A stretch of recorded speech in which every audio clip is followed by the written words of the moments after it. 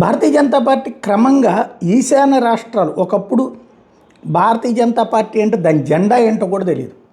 మొదట్లో అక్కడేంటి క్రైస్తవ సంఘాలు బ్రిటిష్ వాళ్ళ టైం నుంచి ఉండటం, వాళ్ళు అక్కడ సెటిల్ అయిపోవడం, అక్కడున్న హిందూ సంఘాలు నిదానంగా పక్కన పెట్టడం, అంటే కుల సంఘాలే ఉంటాయి అక్కడ, వాళ్ళ నిదానంగా పక్కన పెట్టడం, లేదా వాళ్ళని మత మార్పిడి చేసుకుని వాళ్ళ చేతుల్లో పెట్టుకోవడం, ఇట్లా సాగిపోతూ వచ్చింది. స్వతంత్రం వచ్చాక కూడా దాదాపు 20-30 ఏళ్ళు సాగిపోయింది.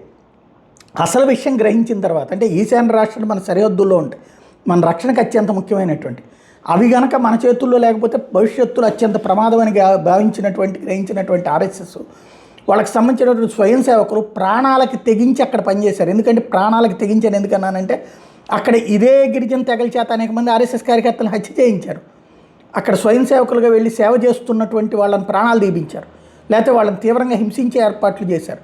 అయినా సరే మొక్కవోని ధైర్యంతో సమాజం పట్ల ప్రేమతో అక్కడ ఎవ్వరు వాళ్ళకి ఏం డబ్బులు ఎవరు, ఏ పరిహారం ఎవరు, కానీ సమాజం కోసం ఈ దేశం కోసం అని వాళ్ళు అక్కడికి వెళ్ళి ఆ సేవ చేశారు. అట్లాంటి వాళ్ళు నిదానంగా అక్కడ ప్రజల మనసు చొరగొని వాళ్ళని జాగ్రత్తగా జనజీవన స్రవంతిలో మిగతా వాళ్ళతో కలిపేటటువంటి ప్రయత్నం చేసుకుంటూ వస్తే దాన్ని తర్వాత భారతీయ జనతా పార్టీ క్యాష్ చేసుకోగలిగింది ఓ రకంగా చెప్పాలంటే.